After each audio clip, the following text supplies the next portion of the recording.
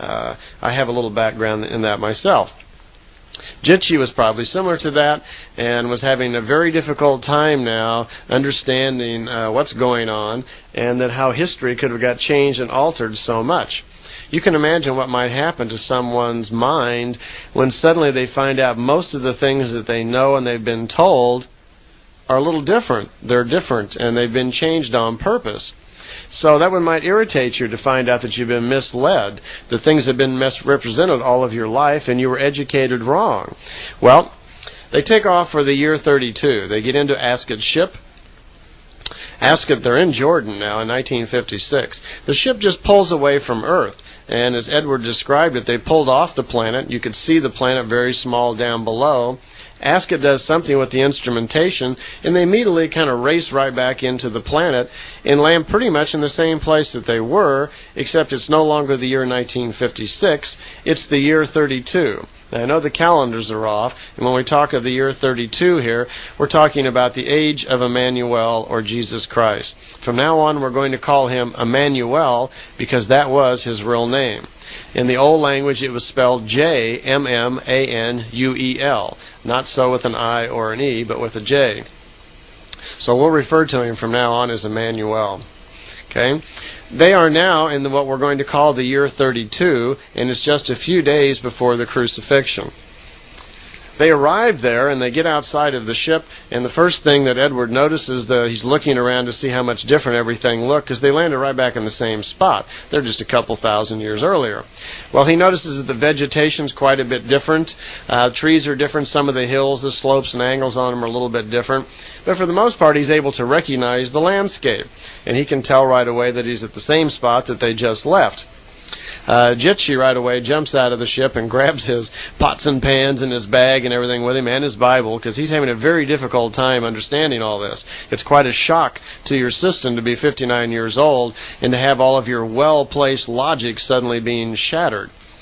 Well, Ascot explains that they're going to have to change their clothes because they're going to be here for 4 days, and they're going to do some traveling on foot, and they're going to go to different places, and they're going to mingle among the locals, and it's going to be necessary for them to wear these language translators around their belt. And she has some robes for them, which look like the typical robes of the time. Clothes were quite simple then. People didn't have haircuts too much, and they just, in most cases, just wore some sort of robe.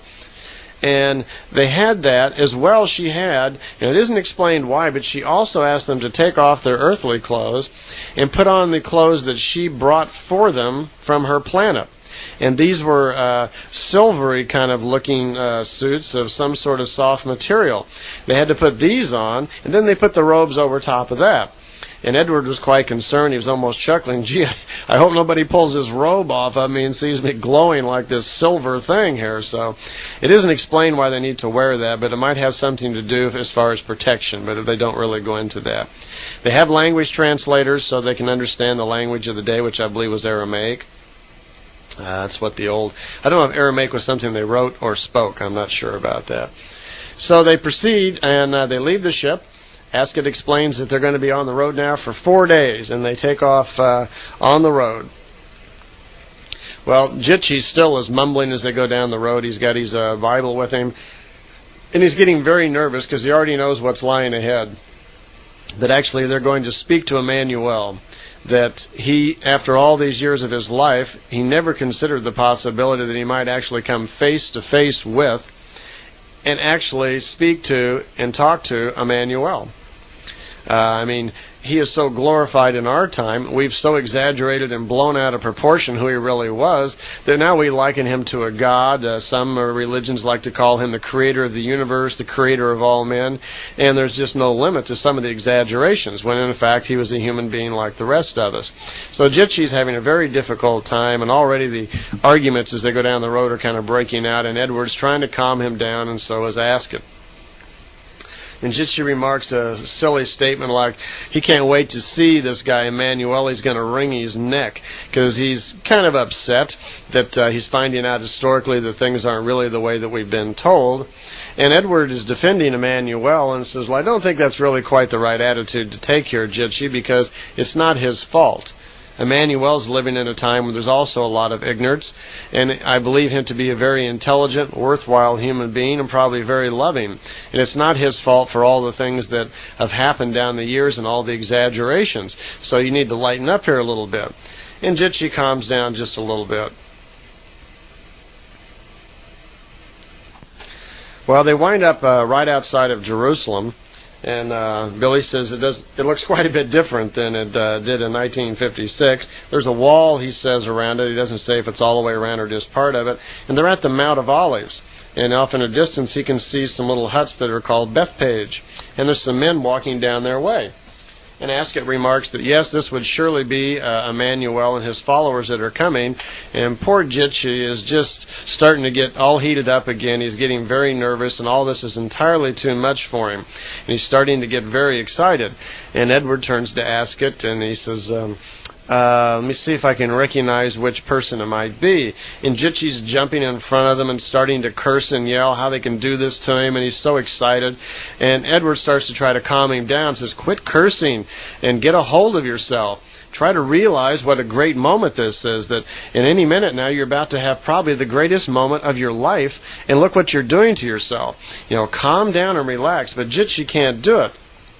Ascot remarks that, Edward remarks as he looks in the crowd, he thinks he picks out the one that's probably Emmanuel. He says, that surely must be Emmanuel. And Ascot agrees with him, yes, that's him. And Emmanuel pulls away from the crowd of people that he's walking with and motions to him for him to sit down beside the road, which they do, and he starts walking towards the three of them.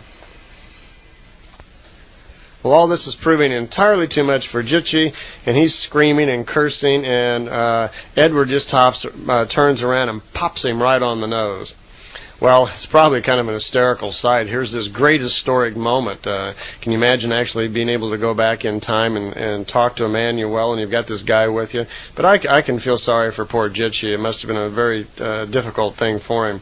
The outcome of it is nice. Jitchi calms down and apologizes just as Emmanuel walks up and says, be greeted in peace. And he calls Edward by name and acknowledges Ascot. And he motions for Jitchi just to go over to the side of the road and sit down with his friends and followers there, that they'd be happy to take care of him. And he turns to Edward and says, you hit him very hard. And Edward starts to comment, and he says, that's no reproach at all. He had it coming. I could tell that he was out of control as I was walking towards. And he says, but it's you I wish to speak to. And so they immediately pull over and just sit down the side of the road there. We've got Ascot, Edward, and Emmanuel. We're having a little chat. So Edward was curious how he knew his name, and Emmanuel says, well, it's really quite simple. He says, I did not learn this from Ascot, and I have not talked to her before. Actually, I have the ability, I guess you would call it a future vision. I have the ability of prophecy. I have the ability to look into the future. And you, Edward, I know much about. Your visitation was expected. And he can tell already that Edward has a lot of knowledge and so forth, and compliments him on his education so far.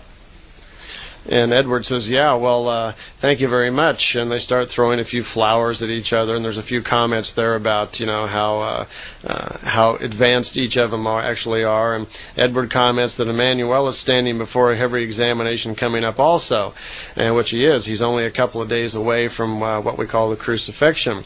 And Emmanuel speaks, yes, life demands very many difficult things. We all have to walk our way, and in honor.